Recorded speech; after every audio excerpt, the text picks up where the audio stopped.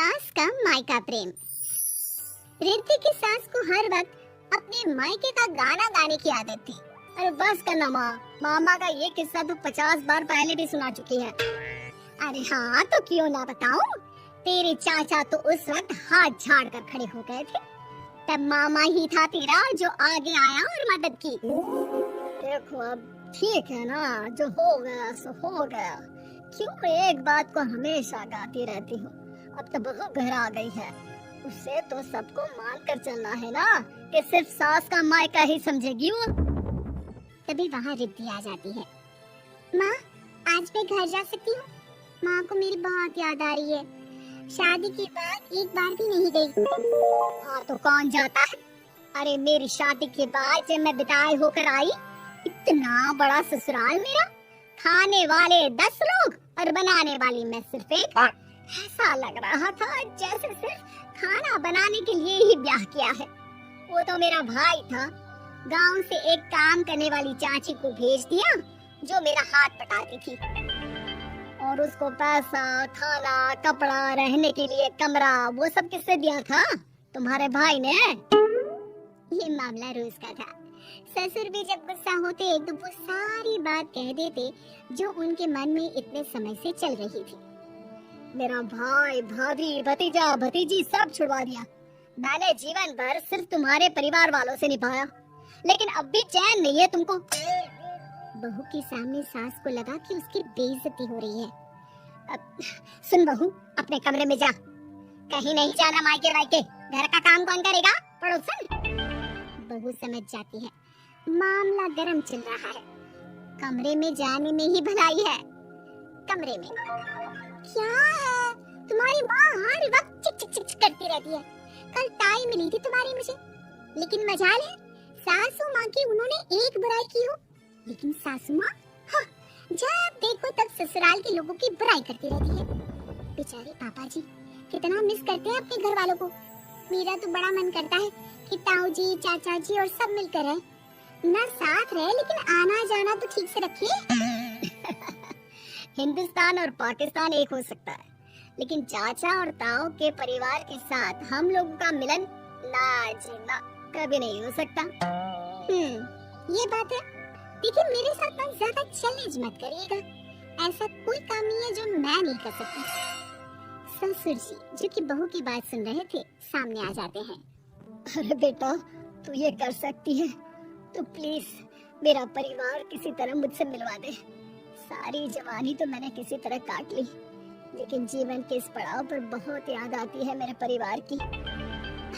हाँ हाँ पिताजी आप चिंता मत करिए, बस मेरा साथ देते रहिए आप दोनों, फिर देखिए कैसे माँ जी भी ठीक हो जाएंगी और पूरा परिवार भी एक हो जाएगा। थोड़ी देर बाद बहू सामान लेकर घर से निकल रही होती है कि मना किया था ना तुझे मायके जाने के लिए, फिर क्यों जा रही है? बहू कुछ कहती इससे पहले ही बेटा बोलने लगता है। क्या है माँ, वो घर जा रही है।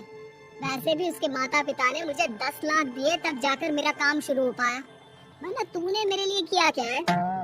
अरे वाह बेटा, बचपन से पढ़ाया लिखाया, तेरे दुख दर्द में जगी और आज वो लोग तुझे सही लग रहे हैं। और फिर ससुराल में लड़की खुश रहे ये तो मायके वालों की जीवन भर की जिम्मेदारी रहती है। तो ये तुमको भी तो सोचना था ना। ताऊ जी ने पापा को पढ़ाया लिखाया, जब तुम नहीं आई थी तो पापा के लिए ताई जी ने पापा की माँ की तरह देखभाल की। अब बोलिए। अरे तू कुछ नहीं जानता बेटा, तेरे पापा को सब पता है, तभी वो उन लोगों से वास्ता नहीं रखते। मैं उन लोगों को जानता हूँ, लेकिन मैं तुम्हें नहीं जानता कि तुम्हारे मन के लायक काम नहीं हुआ तो तुम घर की शांति बर्बाद कर दोगी। सास जोर जोर से चिल्लाने लगती है।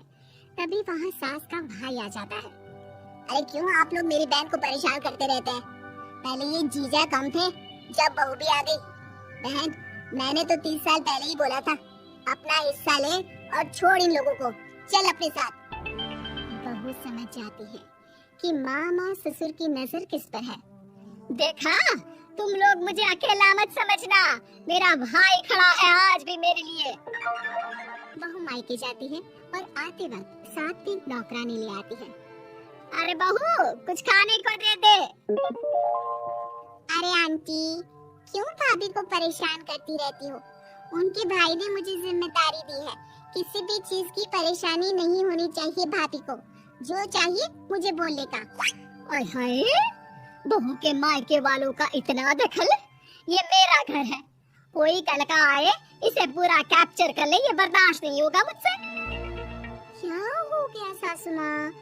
क्यों सुबह सुबह चिल्ला रही हैं? चमेली, ओ चमेली, क्या कहा था मेरे भाई ने तुझे? अरे दीदी बहुत तेज है आपकी सासू माँ। मैंने तो बोला कुछ चाहिए तो मांग लो मुझसे। अरे निकल यहाँ से, घर को रेलवे स्टेशन बना रखा है, जो देखो वो घुमा जा रहा है यहाँ से वहाँ। ये कहीं नहीं जाएगी, ये जाएगी तो घर का काम कौन करेगा? मैं? हाँ, और क्या करती है बहुएं? घर का काम ही तो करती है, इसमें नया क्या है? कभी वहाँ ससुर जी आ जाते हैं। हाँ, तो यही बात तो तुम्हें भी समझनी चाहिए थी ना। आज बहू के मायके से नौकर आ गया तो तुम्हें बुरा लग रहा है?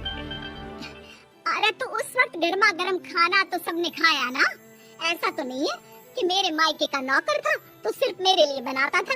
अरे निकालो इसे, फिलहाल बाद में बात करती हूँ। सास का गुस्सा जोर से नौकरानी पर फूटता है। तभी वहाँ बेटा सामान के साथ आकर खड़ा हो जाता है। चलो रिद्धि, तुम ठीक बोलती हो। मेरी माँ को तो हम लोगों की कोई फिक्र है ही नहीं, ये तो सारा दिन सिर्फ अपने बारे में सोचती है। और देखिए, मैं अब से कह रही हूँ कि अब से इस घर की तरफ आपको देखना भी नहीं है। नहीं आना आज के बाद इन लोगों से मिलने। हाँ हाँ, बस कभी कभी दिन में 2 बार मिलने आ जाओ। नहीं, बिल्कुल नहीं। ससुर झूठा नाटक करते हुए।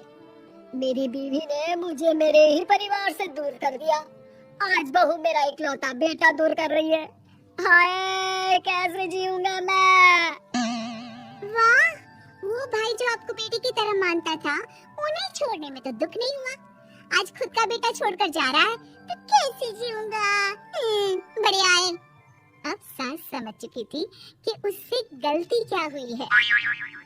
मुझे माफ कर दे बहू, अब मेरी समझ में आ गया कि अपनों से दूर कर बीवियां पति का भला नहीं बल्कि उन्हें जीवन में अकेला कर रही है। मुझे माफ कर दे, मैं अब सबसे माफी मांग लूंगी। ससुर जी दूर से बहू को थम्स अप दिखाते हैं।